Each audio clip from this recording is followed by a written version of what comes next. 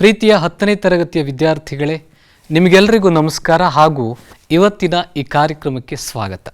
ಮಕ್ಕಳೇ, ನಾವೀಗಾಗಲೇ ಇತಿಹಾಸ ವಿಭಾಗದ ಮೊದಲನೇ ಅಧ್ಯಾಯದಲ್ಲಿ ಮೊದಲನೇ ಭಾಗದಲ್ಲಿ ನಾವು ಅನೇಕ ಅಂಶಗಳ ಬಗ್ಗೆ ತಿಳಿದುಕೊಂಡೆವು. ಏನೆಲ್ಲ ನೋಡಿದ್ವಿ ಮಕ್ಕಳೇ? ಭಾರತವು ಯುರೋಪಿಯನ್ನರೊಂದಿಗೆ ಹೊಂದಿದ್ದ ವ್ಯಾಪಾರ ಸಂಬಂಧ, ಹಿಂದೆ ಯಾವ ರೀತಿಯಾದಂಥ ವ್ಯಾಪಾರ ಸಂಬಂಧ ಇತ್ತು, ವಿಶೇಷವಾಗಿ ಏಷ್ಯಾ ಮತ್ತು ಯುರೋಪ್ ದೇಶಗಳ ನಡುವಣ ವ್ಯಾಪಾರ ಸಂಬಂಧ ನೋಡಿದ್ವಿ. ಕ್ರಿಸ್ತಶಕ 1453ರಲ್ಲಿ ಆಟೋಮನ್ ಟರ್ಕರು ಕಾನ್ಸ್ಟಾಂಟಿನೋಪಲ್ ನಗರವನ್ನು ವಶಪಡಿಸಿಕೊಂಡ ಬಗೆಯನ್ನು ನಾವು ತಿಳಿದುಕೊಂಡ್ವಿ. ನಂತರ ಉಂಟಾದಂಥ ಪರಿಣಾಮಗಳು, ಆ ನಂತರ ಭಾರತಕ್ಕೆ ಹೊಸ ಜಲಮಾರ್ಗವನ್ನು ಕಂಡುಹಿಡಿದಂತಹ ವಾಸ್ಕೋಡಗಾಮ, ಆತನ ಸಾಧನೆಗಳ ಬಗ್ಗೆ ನಾವು ನೋಡಿದ್ವಿ. ವಾಸ್ಕೋಡಗಾಮನ ಬಗ್ಗೆ ನೋಡಿದ್ವಿ. ಜೊತೆಗೆ ಏನೆಲ್ಲ ತಿಳಿದುಕೊಂಡೆವು? ಭಾರತಕ್ಕೆ ಬಂದಂತಹ ಯುರೋಪಿನ ವ್ಯಾಪಾರಿ ಕಂಪನಿಗಳು, ಪೋರ್ಚುಗೀಸರು, ಡಚ್ಚರು, ಇಂಗ್ಲೀಷರು ಮತ್ತು ಫ್ರೆಂಚರ ಬಗ್ಗೆ ನಾವು ತಿಳಿದುಕೊಂಡೆವು ಮಕ್ಕಳೇ. ಹಾಗೆ ಕೊನೆಯಲ್ಲಿ ನಾವು ನೋಡಿದ್ವಿ, ಏನು ನೋಡಿದ್ವಿ? ಫ್ರೆಂಚರ ಗವರ್ನರ್ ಆದಂತಹ ಡ್ಯೂಪ್ಲೆ ಮಹತ್ವಾಕಾಂಕ್ಷಿಯಾದಂತಹ ಅಧಿಕಾರಿಯಾಗಿದ್ದ. ಭಾರತದಲ್ಲಿ ಫ್ರೆಂಚರ ಪ್ರಭುತ್ವವನ್ನು ಸಾಧಿಸಬೇಕನ್ನೋದು ಆತನ ಏಕೈಕ ಗುರಿಯಾಗಿತ್ತು ಅನ್ನೋದನ್ನು ಸಹ ನಾವು ಹಿಂದೆ ನೋಡಿದ್ವಿ ಅಲ್ಲೋ ಮಕ್ಕಳೇ. ಇವತ್ತಿನ ಈ ತರಗತಿಯಲ್ಲಿ ನಾವು ಇನ್ನೂ 3 ಮುಖ್ಯ ಅಂಶಗಳ ಬಗ್ಗೆ ನಾವು ತಿಳಿದುಕೊಳ್ಳೋಣ. ಏನು? ಪ್ಲಾಸಿ ಕದನದ ಬಗ್ಗೆ ನಾವು ತಿಳ್ಕೋಬೇಕಾಗಿದೆ. ಪ್ಲಾಸಿ ಕದನದ ಬಗ್ಗೆ ತಿಳ್ಕೊಳ್ಳೋಣ. ಜೊತೆಗೆ ಬಕ್ಸಾರ್ ಕದನ ಹಾಗೂ ದ್ವಿಪ್ರಭುತ್ವ ಪದ್ಧತಿ, ಈ 3 ಮುಖ್ಯ ಅಂಶಗಳ ಬಗ್ಗೆ ನಾವು ಈ ತರಗತಿಯಲ್ಲಿ ತಿಳಿದುಕೊಳ್ಳೋಣ ಮಕ್ಕಳೇ. ನಿಮ್ಗೆ ಗೊತ್ತಿರ್ಬೋದು ಮಕ್ಕಳೇ, ಫ್ರೆಂಚರು ಭಾರತಕ್ಕೆ ಬಂದ ನಂತರ ಫ್ರೆಂಚರು ಮತ್ತು ಬ್ರಿಟಿಷರ ನಡುವೆ ಒಂದು ರೀತಿಯ ಪ್ರತಿಸ್ಪರ್ಧೆ ಉಂಟಾಯಿತು. ಪ್ರತಿಸ್ಪರ್ಧೆ ಉಂಟಾಗುವುದಕ್ಕೆ ಮುಖ್ಯ ಕಾರಣ ಏನು ಅಂದರೆ, ಭಾರತದಲ್ಲಿ ಫ್ರೆಂಚರು ತಮ್ಮ ಪ್ರಭುತ್ವವನ್ನು ಸ್ಥಾಪಿಸುವುದಕ್ಕೆ ಪ್ರಯತ್ನಿಸಿದರು. ಇದೇ ಸಂದರ್ಭದಲ್ಲಿ ಪೋರ್ಚುಗೀಸರು ಭಾರತಕ್ಕೆ ಬಂದಿದ್ದರು, ಡಚ್ಚರು ಭಾರತಕ್ಕೆ ಬಂದಿದ್ದರು. ಆದರೆ ಡಚ್ಚರು ಮತ್ತು ಪೋರ್ಚುಗೀಸರು ಕಾಲಕ್ರಮೇಣ ಭಾರತದ ರಾಜಕೀಯ ರಂಗದಿಂದ ಹಿಂದೆ ಸರಿದರು. ನೋಡಿ ಮಕ್ಕಳೇ, ಪೋರ್ಚುಗೀಸರು ಮತ್ತು ಡಚ್ಚರು 18ನೇ ಶತಮಾನದ ಮಧ್ಯಂತರದ ಹೊತ್ತಿಗೆ ಭಾರತದ ರಾಜಕೀಯ ರಂಗದಿಂದ ಹಿಂದೆ ಸರಿದರು. ಯಾಕೆ ಹಿಂದೆ ಸರಿದರು ಅಂದರೆ, ಫ್ರೆಂಚರು ಮತ್ತು ಬ್ರಿಟಿಷರ ಪೈಪೋಟಿಯನ್ನು ಎದುರಿಸುವುದಕ್ಕೆ ಇವರಿಂದ ಸಾಧ್ಯವಾಗಲಿಲ್ಲ. ಕೊನೆಗೆ ಅಂತಿಮ ಕಣದಲ್ಲಿ ಉಳಿದಿದ್ದು ಯಾರು? ಬ್ರಿಟಿಷರು ಮತ್ತು ಫ್ರೆಂಚರು. ಅಂತಿಮವಾದಂಥ ಕಣದಲ್ಲಿ ಫ್ರೆಂಚರು ಮತ್ತು ಬ್ರಿಟಿಷರು ಭಾರತದಲ್ಲಿ ಉಳಿದ್ರು. ಇವರಿಬ್ಬರ ನಡುವೆ ಒಂದು ರೀತಿಯ ಸಂಘರ್ಷ ಉಂಟಾಯಿತು ಮಕ್ಕಳೇ. ಭಾರತದಲ್ಲಿ ತಮ್ಮ ಪ್ರಭುತ್ವವನ್ನು ಸ್ಥಾಪಿಸುವುದಕ್ಕೆ ಫ್ರೆಂಚರು ಮತ್ತು ಬ್ರಿಟಿಷರು ಪ್ರತಿಸ್ಪರ್ಧೆಯನ್ನು ಆರಂಭಿಸಿದರು. ಯಾವ ಪ್ರದೇಶದಲ್ಲಿ ಅವರು ಪ್ರತಿಸ್ಪರ್ಧೆಯನ್ನು ಆರಂಭಿಸಿದರು, ಯಾವ ಪ್ರದೇಶದಲ್ಲಿ ಅವರ ಸಂಘರ್ಷ ಆರಂಭ ಆಯಿತು ಅನ್ನೋದನ್ನು ನಾವು ನೋಡೋದಾದರೆ, ಕಾರ್ನಾಟಿಕ್ ಎನ್ನುವಂತಹ ಪ್ರದೇಶಗಳು. ಕಾರ್ನಾಟಿಕ್ ಅಂದ್ರೇನು? ಕಾರ್ನಾಟಿಕ್ ಅಂದರೆ ತಮಿಳುನಾಡಿನ ಪೂರ್ವ ಭಾಗ. ಈ ಕಾರ್ನಾಟಿಕ್ ಪ್ರದೇಶದಲ್ಲಿ ಉಂಟಾದಂತಹ ಯುದ್ಧಗಳನ್ನು ನಾವು ಕಾರ್ನಾಟಿಕ್ ಯುದ್ಧಗಳು ಅಂತ ಕರಿತೀವಿ. ಕಾರ್ನಾಟಿಕ್ ಯುದ್ಧಗಳು ಫ್ರೆಂಚರು ಮತ್ತು ಬ್ರಿಟಿಷರ ನಡುವೆ ಉಂಟಾಯಿತು. ಯಾಕೆಂದರೆ ಈ ಕಾರ್ನಾಟಿಕ್ ಪ್ರದೇಶ ಆ ಸಂದರ್ಭದಲ್ಲಿ ರಾಜಕೀಯ ಸ್ಥಿರತೆಯ ಒಂದು ಕೇಂದ್ರವಾಗಿತ್ತು. ಕಾರ್ನಾಟಿಕ್ ಪ್ರದೇಶದಲ್ಲಿ ಉಂಟಾದಂಥ ರಾಜಕೀಯ ಸ್ಥಿರತೆಯ ಲಾಭವನ್ನು ಪಡೆದುಕೊಳ್ಳುವುದಕ್ಕೆ ಫ್ರೆಂಚರು ಮತ್ತು ಬ್ರಿಟಿಷರು ಪ್ರಯತ್ನಿಸ್ತಾರೆ. ಇದು ಕೊನೆಗೆ 3 ಕಾರ್ನಾಟಿಕ್ ಯುದ್ಧಗಳಿಗೆ ಎಡೆ ಮಾಡಿಕೊಡುತ್ತೆ. ನಿಮ್ಮ ಪಠ್ಯಪುಸ್ತಕದಲ್ಲಿ 3 ಕಾರ್ನಾಟಿಕ್ ಯುದ್ಧಗಳ ಬಗ್ಗೆ ಕೊಟ್ಟಿದ್ದಾರೆ ಮಕ್ಕಳೇ.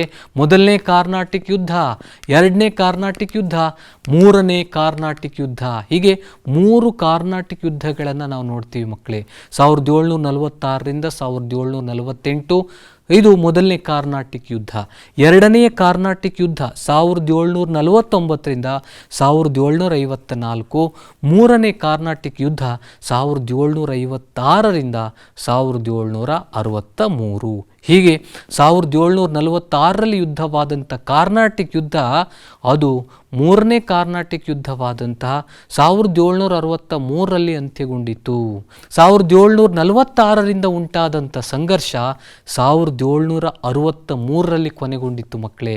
ನೀವಿಲ್ಲಿ ಗಮನಿಸಬೇಕು, ಕಾರ್ನಾಟಿಕ್ ಯುದ್ಧಗಳಲ್ಲಿ ಭಾರತದಲ್ಲಿ ಫ್ರೆಂಚರ ಅವನತಿಗೆ ಕಾರಣ ಆಯಿತು.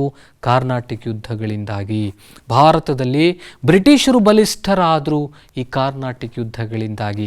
ಭಾರತಕ್ಕೆ ಆಗಮಿಸಿದಂಥ ಫ್ರೆಂಚರನ್ನು ಬ್ರಿಟಿಷರು ಸೋಲಿಸ್ತಾರೆ. ಈ ಯುದ್ಧಗಳಲ್ಲಿ ನಾವು ಬೇರೆ ಬೇರೆ ಒಪ್ಪಂದಗಳನ್ನು ನಾವು ಕಾಣ್ತೀವಿ. ಆಕ್ಸ್ಲಾ ಚಾಪೆಲ್ ಒಪ್ಪಂದ ಇರ್ಬೋದು, ಪಾಂಡಿಚೇರಿ ಒಪ್ಪಂದ ಇರ್ಬೋದು, ಪ್ಯಾರಿಸ್ ಒಪ್ಪಂದ ಇರ್ಬೋದು. ಈ ಒಪ್ಪಂದಗಳನ್ನು ಮಾಡಿಕೊಂಡ್ರೂ ಸಹ ಅಂತಿಮವಾಗಿ ಫ್ರೆಂಚರು ಭಾರತದಲ್ಲಿ ತಮ್ಮ ಪ್ರಭುತ್ವವನ್ನು ಕಳೆದುಕೊಂಡರು. ಅದು ಮುಖ್ಯವಾಗಿ ಮೂರನೇ ಕಾರ್ನಾಟಿಕ್ ಯುದ್ಧದ ನಂತರ ಫ್ರೆಂಚರ ಅವನತಿ ಆಯಿತು ಭಾರತದಲ್ಲಿ.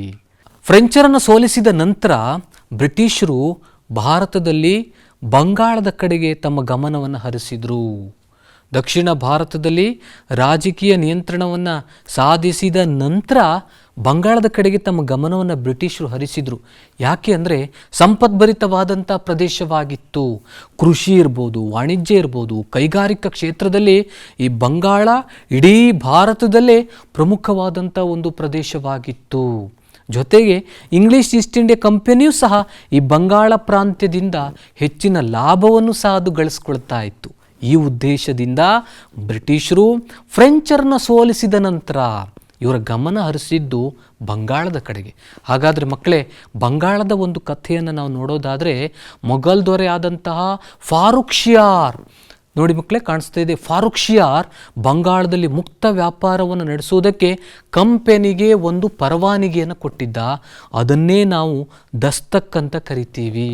ಮೊಘಲ್ ದೊರೆ 1717ರಲ್ಲೇ ಆತ ಬಂಗಾಳದಲ್ಲಿ ಮುಕ್ತ ವ್ಯಾಪಾರವನ್ನು ನಡೆಸುವುದಕ್ಕೆ ಬ್ರಿಟಿಷ್ ಈಸ್ಟ್ ಇಂಡಿಯಾ ಕಂಪನಿಗೆ ದಸ್ತಕ್ಗಳನ್ನು ಕೊಟ್ಟಿದ್ದ. ಎಕ್ಸಾಂಪಲ್ ಕೇಳ್ಬೋದು, ದಸ್ತಕ್ ಅಂದ್ರೇನು?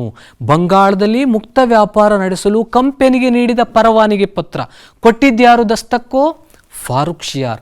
ಫಾರೂಕ್ ಶಿಯಾರ್ ಯಾರು ಅಂದರೆ ಮೊಘಲ್ ದೊರೆ, ಕಂಪನಿಗೆ ಕೊಟ್ಟಿದ್ದ. ಇದರಿಂದಾಗಿ ಮುಕ್ತ ವ್ಯಾಪಾರವನ್ನು ಅವರು ನಡೆಸ್ತಾ ಇದ್ರು ಬ್ರಿಟಿಷರು. ಇದರಿಂದ ಅವರಿಗೆ ಸಾಕಷ್ಟು ಲಾಭ ಬರ್ತಾ ಇತ್ತು. ಆದರೆ ಇದೇ ಸಂದರ್ಭದಲ್ಲಿ ಕಂಪನಿಗೆ ನೀಡಿದಂಥ ದಸ್ತಕ್ಗಳನ್ನು ಕಂಪನಿಯ ನೌಕರರು ತಮ್ಮ ಸ್ವಂತ ಲಾಭಕ್ಕೆ ಬಳಸ್ಕೊಂಡಿದ್ರು, ತಮ್ಮ ಖಾಸಗಿ ವ್ಯಾಪಾರಕ್ಕೆ ಬಳಸ್ಕೊಂಡು ಅದನ್ನು ದುರುಪಯೋಗ ಪಡಿಸ್ಕೊಂಡ್ರು. ಇದರಿಂದಾಗಿ ಬಂಗಾಳದ ನವಾಬನಿಗೆ, ಬಂಗಾಳದ ಸರ್ಕಾರಕ್ಕೆ ಅಪಾರವಾದಂಥ ನಷ್ಟ ಉಂಟಾಯಿತು. ಇದು ಬಂಗಾಳ, ನೀವು ನೋಡಿರ್ಬೋದು, ಈಗ ನಾವು ಪಶ್ಚಿಮ ಬಂಗಾಳ ಏನಂತ ಕರಿತೀವಿ, ಇದು ಬಂಗಾಳದ ಪ್ರದೇಶ. ಈ ಪ್ರದೇಶ ಏನಿದೆ ಆ ಸಂದರ್ಭದಲ್ಲಿ ಬ್ರಿಟಿಷರ ವ್ಯಾಪಾರದ ಬಲಿಷ್ಠವಾದಂಥ ಒಂದು ಕೇಂದ್ರವಾಗಿತ್ತು. ಯಾವಾಗ ನಷ್ಟ ಉಂಟಾಗುತ್ತೋ ಆಗ ಮುರ್ಷಿದ್ ಅಲಿ ಖಾನ್, ಅಲಿವರ್ದಿ ಖಾನ್ ಇವರೆಲ್ಲರೂ ಸಹ ಬ್ರಿಟಿಷರು ದಸ್ತಕ್ಗಳನ್ನು ದುರುಪಯೋಗ ಪಡಿಸಿಕೊಳ್ಳೋದನ್ನು ವಿರೋಧಿಸಿದರು. ಯಾವಾಗ ಬ್ರಿಟಿಷರು ದಸ್ತಕ್ಗಳನ್ನು ದುರುಪಯೋಗ ಪಡಿಸ್ಕೊಳ್ತಾರೋ ಆಗ ಬಂಗಾಳದ ನವಾಬ, ಮೊದಲನೇ ನವಾಬನಾದಂಥ ಮುರ್ಷಿದ್ ಅಲಿ ಖಾನ್, ನಂತರ ಬಂದಂಥ ಅಲಿವರ್ದಿ ಖಾನ್ ಎಲ್ಲರೂ ಇದನ್ನು ವಿರೋಧಿಸಿದರು. ಅವರು ಯಾವಾಗ ವಿರೋಧಿಸ್ತಾರೋ ಇದೇ ವಿಚಾರ ಏನಿದೆ ಬಂಗಾಳದ ನವಾಬ ಮತ್ತು ಬ್ರಿಟಿಷ್ ಈಸ್ಟ್ ಇಂಡಿಯಾ ಕಂಪನಿಯ ನಡುವೆ ಸಂಘರ್ಷ ಅಥವಾ ಯುದ್ಧಕ್ಕೆ ಎಡೆ ಮಾಡಿಕೊಟ್ಟಿತು ಮಕ್ಕಳೇ. ಆ ಒಂದು ಸಂಘರ್ಷನೇ ಮುಂದೆ ಎರಡು ಪ್ರಮುಖ ಯುದ್ಧಗಳಿಗೆ ಕಾರಣವಾಗುತ್ತೆ. ಒಂದು ಪ್ಲಾಸಿ ಕದನ, ಮತ್ತೊಂದು ಬಕ್ಸಾರ್ ಕದನ. ಪ್ಲಾಸಿ ಕದನ ಮತ್ತು ಬಕ್ಸಾರ್ ಕದನಕ್ಕೆ ಕಾರಣನೇ ಇದು. ಮೊದಲನೆಯದು ಪ್ಲಾಸಿ ಕದನ 1757ರಲ್ಲಿ ನಡೆಯಿತು. ಪ್ಲಾಸಿ ಕದನ ನಡೆದದ್ದು 1757ರಲ್ಲಿ. ಬಂಗಾಳದ ನವಾಬನಾದಂಥ ಅಲಿವರ್ದಿ ಖಾನ್ 1756ರಲ್ಲಿ ನಿಧನನಾದ. ಪ್ಲಾಸಿ ಕದನ ನಡೆಯುವಾಗ ಅವನು ಇರಲಿಲ್ಲ. ಪ್ಲಾಸಿ ಕದನ ನಡೆಯೋದಕ್ಕೆ 1 ವರ್ಷ ಮುಂಚೆನೇ ಅವನು ನಿಧನನಾಗ್ತಾನೆ. ನಂತರ ಅಲಿವರ್ದಿ ಖಾನನ ಮೊಮ್ಮಗನಾದಂತಹ ಸಿರಾಜುದ್ದೌಲಾ ಅಧಿಕಾರಕ್ಕೆ ಬರ್ತಾನೆ. ಸಿರಾಜುದ್ದೌಲನಿಗೂ ಮತ್ತು ಬ್ರಿಟಿಷರಿಗೂ 1757ರಲ್ಲಿ ನಡೆದಂಥ ಯುದ್ಧವೇ ಅದು ಪ್ಲಾಸಿ ಕದನ. ನೋಡಿ ಮಕ್ಕಳೇ ಕಾಣಿಸ್ತಾ ಇದೆ, ಸಿರಾಜುದ್ದೌಲಾ ಮತ್ತು ಬ್ರಿಟಿಷರ ನಡುವೆ ನಡೆದಂಥ ಯುದ್ಧ ಇದು. ಎಷ್ಟರಲ್ಲಿ ನಡೀತು? 1757ರಲ್ಲಿ. ಮೊದಲನೇದಾಗಿ ರಾಬರ್ಟ್ ಕ್ಲೈವ್ ಚಿತ್ರ ನಿಮಗೆ ಕಾಣಿಸ್ತಾ ಇದೆ. ಇನ್ನೊಂದು ಚಿತ್ರ ಅದು ಸಿರಾಜುದ್ದೌಲಾ ಮತ್ತು ರಾಬರ್ಟ್ ಕ್ಲೈವ್ ನಡುವೆ ನಡೆದಂಥ ಯುದ್ಧವೇ ಪ್ಲಾಸಿ ಕದನ. ಹಾಗಾದರೆ ಪ್ಲಾಸಿ ಕದನಕ್ಕೆ ಕಾರಣಗಳು ಯಾವುವು ಅನ್ನೋದನ್ನು ನೋಡೋದಾದರೆ ಪ್ರಮುಖವಾಗಿ ಮಕ್ಕಳೇ ಇಲ್ಲಿ 3 ಮುಖ್ಯ ಕಾರಣಗಳನ್ನು ನಾವು ನೋಡ್ತೀವಿ. ಮೊದಲನೇದು ದಸ್ತಕ್ಗಳ ದುರುಪಯೋಗ, ಎರಡನೇದು ಅನುಮತಿ ಇಲ್ಲದೆ ಕೋಟೆಯ ದುರಸ್ತಿ, ಮೂರನೇದು ಕಪ್ಪು ಕೋಣೆ ದುರಂತ. ಈ 3 ಕಾರಣಗಳನ್ನು ನಾವೀಗ ಒಂದೊಂದಾಗಿ ನೋಡೋಣ ಬನ್ನಿ. ಮೊದಲನೇದು ದಸ್ತಕ್ಗಳ ದುರುಪಯೋಗ. ಆವಾಗಲೇ ನಾವು ನೋಡಿದ್ವಿ, ದಸ್ತಕ್ ಅಂದರೆ ಅದು ಅನುಮತಿ ಪತ್ರ ಕೊಟ್ಟಿದ್ದು ಮೊಘಲ್ ದೊರೆ ಫರೂಕ್ ಶಿಯಾರ್ ಯಾರಿಗೆ, ಬ್ರಿಟಿಷ್ ಈಸ್ಟ್ ಇಂಡಿಯಾ ಕಂಪನಿಗೆ. ಅವ್ರೇನು ಮಾಡಿದ್ರು, ಸ್ವಂತ ಲಾಭಕ್ಕೆ ಬಳಸ್ಕೊಂಡ್ರು. ಇದರಿಂದ ಯಾರಿಗೆ ನಷ್ಟ ಆಯಿತು? ಬಂಗಾಳದ ನವಾಬನಿಗೆ ನಷ್ಟ ಆಯಿತು. ದಸ್ತಕ್ಗಳ ದುರುಪಯೋಗವನ್ನು ವಿರೋಧಿಸಿದ ಆತ. ಹೀಗೆ ಕಂಪನಿಯ ವ್ಯಾಪಾರಕ್ಕಾಗಿ ನೀಡಿದಂಥ ದಸ್ತಕ್ಗಳನ್ನು ಬ್ರಿಟಿಷ್ ನೌಕರರು ದುರುಪಯೋಗ ಪಡಿಸ್ಕೊಂಡ್ರು. ಆ ಮೂಲಕ ಬಂಗಾಳದ ಬೊಕ್ಕಸಕ್ಕೆ ನಷ್ಟ ಆಗ್ತಾ ಇತ್ತು. ಇದರಿಂದಾಗಿ ಸಿರಾಜುದ್ದೌಲನಿಗೆ ಕೋಪ ಬರುತ್ತೆ, ಮೊದಲನೇ ಕಾರಣ. ಎರಡನೇದು ಅನುಮತಿ ಪರ್ಮಿಷನ್ ಇಲ್ಲ. ಯಾರು ಪರ್ಮಿಷನ್ ಇಲ್ಲದೆ? ಬಂಗಾಳದ ನವಾಬ ಸಿರಾಜುದ್ದೌಲನ ಪರ್ಮಿಷನ್ ಇಲ್ಲದೆ, ಅನುಮತಿ ಇಲ್ಲದೆ ಕೋಟೆ ದುರಸ್ತಿ. ಕೋಟೆ ಅಂದರೆ ಯಾವುದಿದು? ಫೋರ್ಟ್ ವಿಲಿಯಂ ಕೋಟೆ. ದುರಸ್ತಿ ಅಂದರೆ, ಆ ದುರಸ್ತಿ ಅಂದಾಗ ನಾವೇನು ನೋಡ್ತೀವಿ ಅಂದರೆ ಬಲಪಡಿಸೋದು, ಫಿರಂಗಿಗಳನ್ನು ಇಡೋದನ್ನು ನಾವು ನೋಡ್ತೀವಿ. ಇಲ್ಲಿ ಬ್ರಿಟಿಷರು ಏನು ಮಾಡ್ತಾರೆ, ಫ್ರೆಂಚರು ಅವ್ರ ಮೇಲೆ ಅಟ್ಯಾಕ್ ಮಾಡ್ಬೋದು ಅನ್ನೋ ಭಯ ಅವರಲ್ಲಿತ್ತು. ಕಲ್ಕತ್ತಾದ ಫೋರ್ಟ್ ವಿಲಿಯಂ ಕೋಟೆಯಲ್ಲಿ ಫಿರಂಗಿಗಳನ್ನು ಇಟ್ಟರು, ಅದನ್ನು ಬಲಪಡಿಸಿದರು. ಇದನ್ನೇ ನಾವು ಕೋಟೆಯ ದುರಸ್ತಿ ಅಂತ ಕರಿತೀವಿ ಮಕ್ಕಳೇ. ಆದರೆ ಅವರು ಬಂಗಾಳದ ನವಾಬನಾದಂತಹ ಸಿರಾಜುದ್ದೌಲನ ಅನುಮತಿಯನ್ನು ಪಡ್ಕೋಬೇಕಾಗಿತ್ತು. ಅನುಮತಿಯನ್ನು ಪಡ್ಕೊಳ್ಳಿಲ್ಲ. ಅನುಮತಿಯನ್ನು ಪಡೆಯದೆ ಕೋಟೆಯನ್ನು ದುರಸ್ತಿ ಮಾಡಿದ್ರು. ಆಗ ಸಿರಾಜುದ್ದೌಲ ಬ್ರಿಟಿಷರಿಗೆ ಅಲ್ಲಿರ್ತಕ್ಕಂಥ ಫಿರಂಗಿಗಳನ್ನು ತೆಗೆದುಹಾಕುವುದಕ್ಕೆ ಹೇಳ್ತಾನೆ. ಆದರೆ ಬ್ರಿಟಿಷರು ಇದನ್ನು ವಿರೋಧಿಸಿದರು. ಇದರಿಂದಾಗಿ ಸಿರಾಜುದ್ದೌಲ ಮತ್ತೆ ಕೋಪಗೊಳ್ತಾನೆ. ದಸ್ತಕ್ಗಳ ದುರುಪಯೋಗ ಒಂದು ಕಡೆ ಆತನ ಕೋಪಕ್ಕೆ ಕಾರಣವಾದರೆ, ಮತ್ತೊಂದು ಕಡೆ ಆತನ ಅನುಮತಿ ಇಲ್ಲದೆ ಬ್ರಿಟಿಷರು ಫೋರ್ಟ್ ವಿಲಿಯಂ ಕೋಟೆಯನ್ನು ದುರಸ್ತಿ ಮಾಡಿದ್ರು. ಇನ್ನು ಮೂರನೇ ಕಾರಣ ಕಪ್ಪು ಕೋಣೆ ದುರಂತ ಮಕ್ಕಳೇ. ಪ್ಲಾಸಿ ಕದನ ನಡೆಯುವುದಕ್ಕೆ ಮುಖ್ಯವಾದಂಥ ಕಾರಣ ಇದು. ಪರೀಕ್ಷೆಯಲ್ಲಿ ನಾವು ಈ ವಿಭಾಗಕ್ಕೆ ಸಂಬಂಧಪಟ್ಟಂತೆ, ಈ ಅಂಶಕ್ಕೆ ಸಂಬಂಧಪಟ್ಟಂತೆ 2 ಅಂಕದ ಪ್ರಶ್ನೆಗಳನ್ನು ನಾವು ನಿರೀಕ್ಷೆ ಮಾಡ್ಬೋದು. ಕಪ್ಪು ಕೋಣೆ ದುರಂತವನ್ನು ವಿವರಿಸಿ ಅಂತ ಕೇಳ್ಬೋದು ಪರೀಕ್ಷೆಯಲ್ಲಿ. ಆಗ ನೀವೇನು ಬರೀತೀರಿ? ಸಿರಾಜುದ್ದೌಲನು ಫೋರ್ಟ್ ವಿಲಿಯಂ ಕೋಟೆಯನ್ನು ಸುಲಭವಾಗಿ ಗೆಲ್ತಾನೆ. ಯಾವಾಗ ಬ್ರಿಟಿಷರು ಫೋರ್ಟ್ ವಿಲಿಯಂ ಕೋಟೆನ ದುರಸ್ತಿ ಮಾಡೋದಕ್ಕೆ ಪ್ರಯತ್ನ ಪಡ್ತಾರೋ, ಕೋಪಗೊಂಡ ಈತನು ಫೋರ್ಟ್ ವಿಲಿಯಂ ಕೋಟೆ ಮೇಲೆ ದಾಳಿ ನಡೆಸ್ತಾನೆ. ದಾಳಿ ನಡೆಸಿದ ಸಿರಾಜುದ್ದೌಲ ಕೋಟೆಯನ್ನು ಗೆಲ್ತಾನೆ. ಗೆದ್ದು ಅನೇಕ ಜನರನ್ನು ಸೆರೆ ಹಿಡಿತಾನೆ. ಎಷ್ಟು ಜನ ಅಂದರೆ 146 ಜನರನ್ನು ಸೆರೆ ಹಿಡ್ದ. ಇವರೆಲ್ಲರೂ ಬ್ರಿಟಿಷರೇ ಆಗಿದ್ದರು. ಸೆರೆ ಹಿಡಿದು ಅವನೇನು ಮಾಡ್ತಾನೆ, ಅವರೆಲ್ಲರನ್ನ ಒಂದು ಕೊಠಡಿ ಒಳಗಡೆ, ರೂಮ್ ಒಳಗಡೆ ತಗೊಂಡೋಗಿ ಬಂಧಿಸಿಡ್ತಾನೆ. ಆದರೆ 146 ಮಂದಿಯಲ್ಲಿ 123 ಮಂದಿ ಸತ್ತು ಹೋದರು. ಇದನ್ನೇ ನಾವು ಕಪ್ಪು ಕೋಣೆ ದುರಂತ ಅಂತ ಕರಿತೀವಿ. ಯಾವಾಗ ಕಪ್ಪು ಕೋಣೆ ದುರಂತದಿಂದ 123 ಮಂದಿ ಸತ್ತು ಹೋದ್ರೋ, 123 ಮಂದಿ ಬ್ರಿಟಿಷರು ಸತ್ತು ಹೋದ್ರೋ, ಆಗ ರಾಬರ್ಟ್ ಕ್ಲೈವ್ಗೆ ಕೋಪ ಬರುತ್ತೆ. ಯಾರು ರಾಬರ್ಟ್ ಕ್ಲೈವ್? ಬ್ರಿಟಿಷರ ಗವರ್ನರ್ ಆಗಿದ್ದ. ಆತನಿಗೆ ಕೋಪ ಬರುತ್ತೆ. ಕೋಪ ಬಂದಂಥ ರಾಬರ್ಟ್ ಕ್ಲೈವ್ ಸಿರಾಜುದ್ದೌಲನ ಮೇಲೆ ದಾಳಿ ನಡೆಸ್ತಾನೆ. ನೋಡಿ ಮಕ್ಕಳೇ, ಕಾಣಿಸ್ತಾ ಇದೆ, ರಾಬರ್ಟ್ ಕ್ಲೈವ್ಗೆ ಕೋಪ ಬಂತು. ತನ್ನವರನ್ನು ಕೊಂದಂಥ ಸಿರಾಜುದ್ದೌಲನ ಮೇಲೆ ದ್ವೇಷ ಕಾರ್ತಾನೆ ರಾಬರ್ಟ್ ಕ್ಲೈವ್. ಆ ಮೂಲಕ 1757ರಲ್ಲಿ ಯುದ್ಧ ಆಗುತ್ತೆ. ಆದರೆ ಮಕ್ಕಳೇ, ನೀವಿಲ್ಲಿ ಗಮನಿಸಬೇಕು, ಯುದ್ಧ ನಡೆಯುವುದಕ್ಕೆ ಮುಂಚೆ ರಾಬರ್ಟ್ ಕ್ಲೈವ್ ಸಾಕಷ್ಟು ತಯಾರಿಯನ್ನು ನಡೆಸಿದ್ದ. ಅವನಿಗೆ ಗೊತ್ತು ಸುಲಭವಾಗಿ ಸಿರಾಜುದ್ದೌಲನ ಸೋಲಿಸೋದಕ್ಕೆ ಸಾಧ್ಯ ಇಲ್ಲ ಅನ್ನೋದು ಅವನಿಗೆ ಗೊತ್ತು. ಹೀಗಾಗಿ ಸಿರಾಜುದ್ದೌಲನಿಗೆ ಬೆಂಬಲ ನೀಡ್ತಾ ಇದ್ದಂತಹ, ಬೆನ್ನಿಗೆ ನಿಂತಹ ಆತನ ಸಹಾಯಕರನ್ನು ತನ್ನೆಡೆಗೆ ಸೆಳೆದುಕೊಳ್ಳುವಲ್ಲಿ ರಾಬರ್ಟ್ ಕ್ಲೈವ್ ಯಶಸ್ವಿ ಆಗ್ತಾನೆ. ಹಾಗಾದರೆ ಯಾರು? ಬಂಗಾಳದಲ್ಲಿ ಬಲಿಷ್ಠರಾದಂಥವ್ರು, ಅನೇಕ ಜನ ಶ್ರೀಮಂತರಿದ್ದರು. ಇವರೆಲ್ಲರೂ ಸಿರಾಜುದ್ದೌಲನಿಗೆ ನೆರವನ್ನು ನೀಡ್ತಾ ಇದ್ರು. ಒಂದು ಮಾಣಿಕ್ ಚಾಂದ್, ಓಮಿ ಚಾಂದ, ಜಗತ್ ಸೇಠ್, ಬಂಗಾಳದ ಲೇವಾದೇವಿಗಾರನಾಗಿದ್ದ. ಇವರೆಲ್ಲರನ್ನ ರಾಬರ್ಟ್ ಕ್ಲೈವ್ ತನ್ನೆಡೆಗೆ ಸೆಳೆದುಕೊಳ್ತಾನೆ. ಇದು ಅವನು ಮೊದಲು ಮಾಡಿರೋ ಕೆಲಸ. ನಂತರ ಏನು ಮಾಡ್ತಾನೆ, ಸಿರಾಜುದ್ದೌಲನ ಸೇನಾಪತಿಯಾದಂಥ ಮೀರ್ ಜಾಫರ್ ಕಡೆಗೆ ಕಣ್ಣಾಗ್ತಾನೆ. ಮೀರ್ ಜಾಫರ್ ಸಹ ಬಲಿಷ್ಠ. ಈ ರಾಬರ್ಟ್ ಕ್ಲೈವ್ ಏನು ಅಂದ್ಕೋತಾನೆ ಅಂದರೆ, ಮೀರ್ ಜಾಫರ್ ಸಹಾಯ ಪಡೆದುಕೊಂಡ್ರೆ ಈಸಿಯಾಗಿ ಸಿರಾಜುದ್ದೌಲನ ಸೋಲಿಸ್ಬೋದು ಅನ್ನೋದು ಆತನ ಒಂದು ಯೋಜನೆಯಾಗಿತ್ತು. ಆಗ ಅವನು ಮೀರ್ ಜಾಫರ್ನನ್ನು ಭೇಟಿ ಮಾಡ್ತಾನೆ. ರಾಬರ್ಟ್ ಕ್ಲೈವ್ ಭೇಟಿ ಮಾಡಿ, ಒಂದು ವೇಳೆ ಮೀರ್ ಜಾಫರ್ ತನಗೆ ಸಹಾಯ ನೀಡಿದ್ದೇ ಆದರೆ ಯುದ್ಧ ಆದಮೇಲೆ ನಿನ್ನನ್ನು ನಾನು ಬಂಗಾಳದ ನವಾಬನನ್ನಾಗಿ ಮಾಡ್ತೀನಿ ಅನ್ನುವಂಥ ಭರವಸೆಯನ್ನು ಕೊಡ್ತಾನೆ. ಮೀರ್ ಜಾಫರ್ ಅದಕ್ಕೆ ಒಪ್ಕೋತಾನೆ. ಹೀಗೆ ಎಲ್ಲ ಶ್ರೀಮಂತರು ಜೊತೆಗೆ ಸಿರಾಜುದ್ದೌಲನ ಸೇನಾಪತಿಯಾದಂಥ ಮೀರ್ ಜಾಫರ್ ರಾಬರ್ಟ್ ಕ್ಲೈವ್ಗೆ ಬೆಂಬಲವನ್ನು ಕೊಟ್ಟರು. ಮಕ್ಕಳೇ, ಕೊನೆಗೆ ಏನಾಗುತ್ತೆ, ಸಿರಾಜುದ್ದೌಲಾ ಏಕಾಂಗಿಯಾಗಿ ಹೋರಾಟವನ್ನು ನಡೆಸಬೇಕಾಗುತ್ತೆ. ಯುದ್ಧ ಆರಂಭ ಆಗುತ್ತೆ. 1757 ಜೂನ್ 23 ಪ್ಲಾಸಿ ಕದನ ನಡೆಯುತ್ತೆ.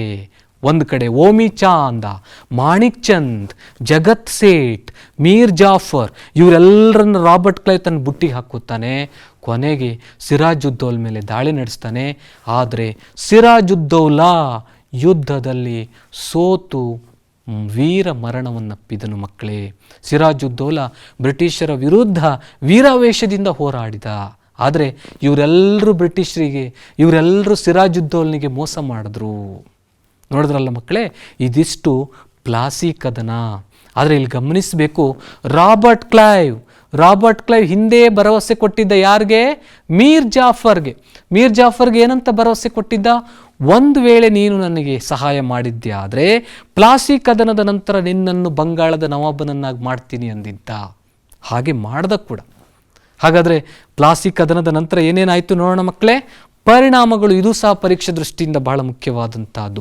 ಪ್ಲಾಸಿ ಕದನದ ನಂತರ ಏನೇನು ಬದಲಾವಣೆಗಳಾಯಿತು, ಪರಿಣಾಮಗಳನ್ನು ನಾವೀಗ ನೋಡ್ತಾ ಹೋಗೋಣ.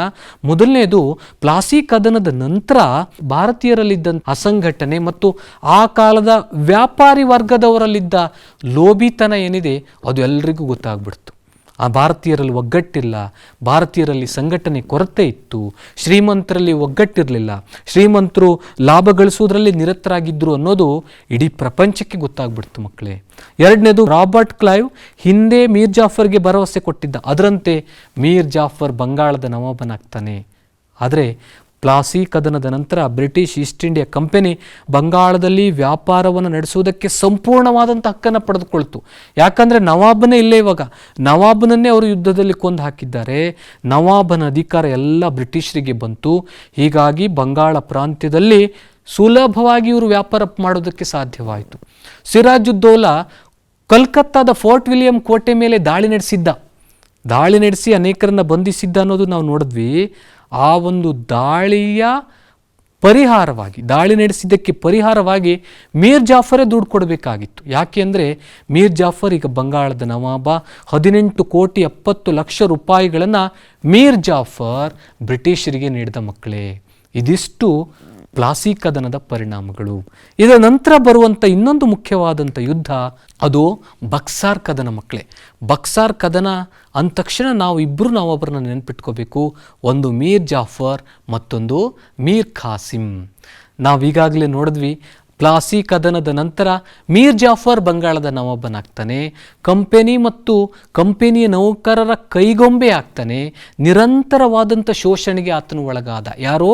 ಮೀರ್ ಜಾಫರ್. ಜೊತೆಗೆ ನವಾಬ ಬ್ರಿಟಿಷರ ಎಲ್ಲ ಬೇಡಿಕೆಗಳನ್ನು ಪೂರೈಸ್ತಾನೆ. ಇದರಿಂದಾಗಿ ಮೀರ್ ಜಾಫರ್ನ ಬಕ್ಕಸ ಬರಿದಾಯಿತು. ಆದರೆ ದಿನದಿಂದ ದಿನಕ್ಕೆ ಬ್ರಿಟಿಷ್ ಈಸ್ಟ್ ಇಂಡಿಯಾ ಕಂಪೆನಿ ಮತ್ತು ಬ್ರಿಟಿಷ್ ಈಸ್ಟ್ ಇಂಡಿಯಾ ಕಂಪೆನಿಯ ನೌಕರರ ಆಸೆ ಏನಿದೆ ಅದು ಕಡಿಮೆ ಆಗಲೇ ಇಲ್ಲ. ಯಾವಾಗ Mir Jafar British East India ಕಂಪೆನಿಯ ಬೇಡಿಕೆಗಳನ್ನು ಪೂರೈಸುವುದಕ್ಕೆ ಅಸಮರ್ಥನಾಗ್ತಾನೋ ಆಗ ಬ್ರಿಟಿಷರು ಏನು ಮಾಡ್ತಾರೆ, ಮೀರ್ ಜಾಫರ್ನನ್ನು ಅಸಮರ್ಥ ಅಂತ ಬಿಂಬಿಸಿ ಅವನನ್ನು ನವಾಬನ ಸ್ಥಾನದಿಂದ ಪದಚ್ಯುತಗೊಳಿಸಿದರು. ಆ ನವಾಬನ ಸ್ಥಾನದಿಂದ ತೆಗೆದು ಹಾಕಿದ ಮೇಲೆ ಯಾರನ್ನ ತಂದು ಕೂರಿಸ್ತಾರೆ ಅಂದರೆ ಮೀರ್ ಖಾಸಿಮ್ನನ್ನು ಕೂರಿಸ್ತಾರೆ ಮಕ್ಕಳೇ. ಮೀರ್ ಖಾಸಿಮ್ ಯಾರು?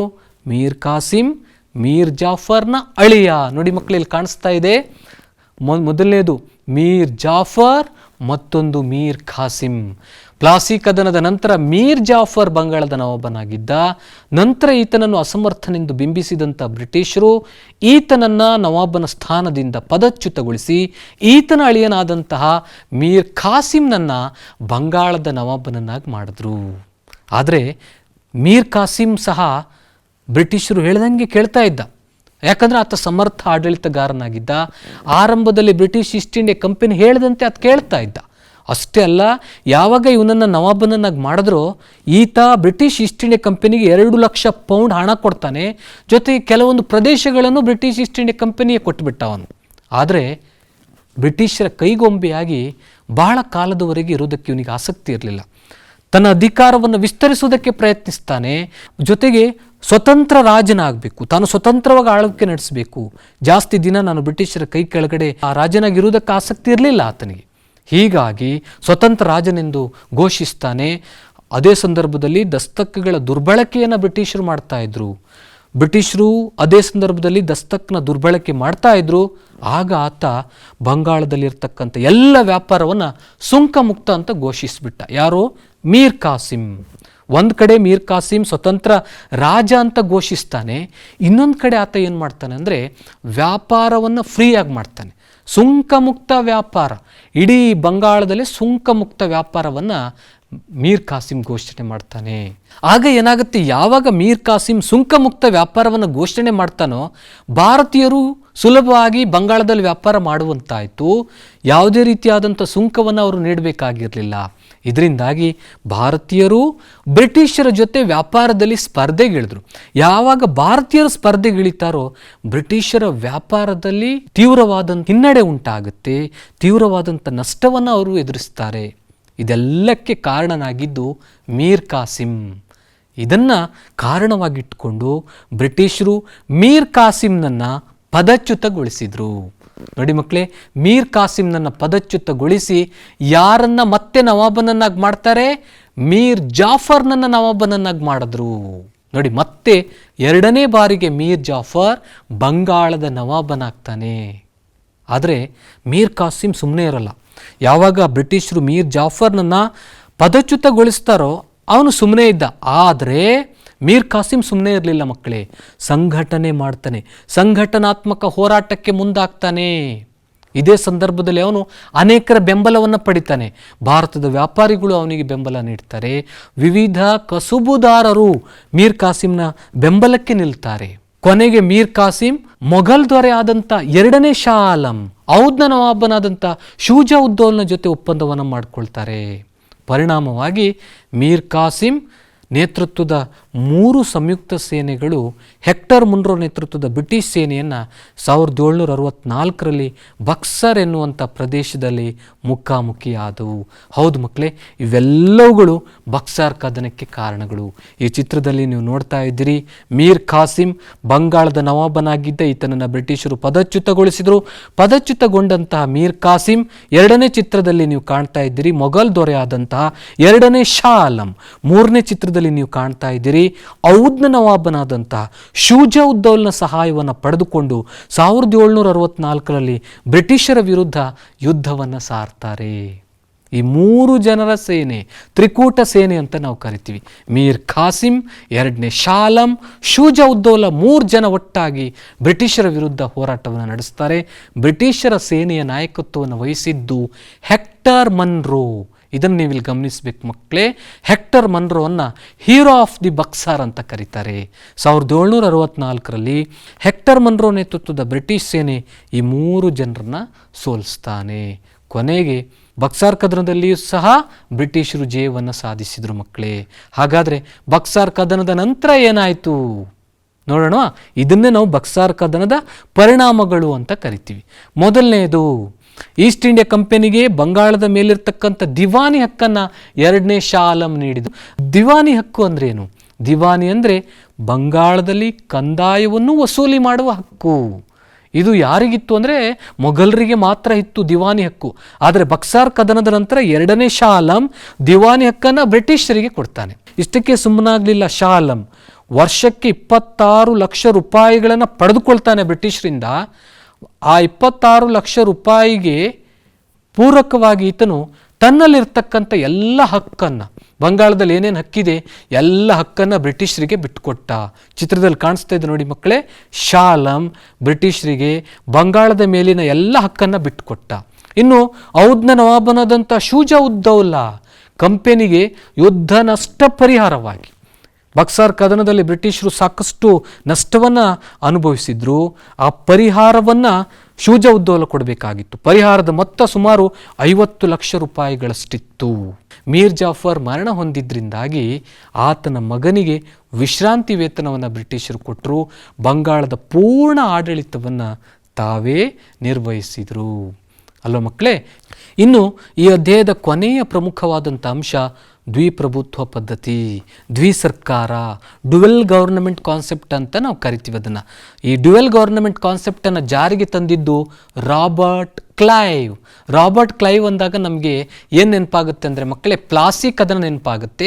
ಪ್ಲಾಸಿ ಕದನದ ನೇತೃತ್ವವನ್ನು ವಹಿಸಿದ್ದ, ಜೊತೆಗೆ ದ್ವಿಸರ್ಕಾರ ಪದ್ಧತಿಯನ್ನು ಜಾರಿಗೆ ತಂದಿದ್ದ. 1757ರಲ್ಲಿ ಈತ ಬ್ರಿಟಿಷ್ ಗವರ್ನರ್ ಆಗಿ ಕಾರ್ಯವನ್ನು ನಿರ್ವಹಿಸಿದ್ದ. ಆದರೆ ಮಕ್ಕಳೇ, 1765ರಲ್ಲಿ ಮತ್ತೆ ಈತ ಭಾರತಕ್ಕೆ ಬರ್ತಾನೆ. ಭಾರತಕ್ಕೆ ಬಂದು ಒಂದು ಹೊಸ ಪದ್ಧತಿಯನ್ನು ಜಾರಿಗೆ ತರ್ತಾನೆ. ಆ ಪದ್ಧತಿಯನ್ನೇ ನಾವು ದ್ವಿಪ್ರಭುತ್ವ ಪದ್ಧತಿ ಅಂತ ಕರಿತೀವಿ. ಹಾಗಾದರೆ ದ್ವಿಪ್ರಭುತ್ವ ಪದ್ಧತಿ ಅಂದ್ರೇನು? ಇದು ಎರಡು ರೀತಿಯಾದಂತಹ ಸರ್ಕಾರ, ಒಂದು ಬ್ರಿಟಿಷ್ ಸರ್ಕಾರ, ಮತ್ತೊಂದು ನವಾಬನ ಸರ್ಕಾರ. ಬ್ರಿಟಿಷ್ ಸರ್ಕಾರ ಏನು ಮಾಡ್ತಾ ಇತ್ತು? ಭೂಕಂದಾಯ ವಸೂಲಿ ಮಾಡುವ ಹಕ್ಕನ್ನು ಬ್ರಿಟಿಷರು ಹೊಂದಿದ್ರು, ಅಥವಾ ಬ್ರಿಟಿಷ್ ಈಸ್ಟ್ ಇಂಡಿಯಾ ಕಂಪನಿ ಹೊಂದಿತ್ತು. ಮತ್ತೊಂದು ಕಡೆ ನವಾಬ, ಬ್ರಿಟಿಷರ ಕೈಗೊಂಬೆ ಆಗಿದ್ದಂಥ ನವಾಬ ಆಡಳಿತ ನೋಡ್ಕೋಬೇಕಾಗಿತ್ತು.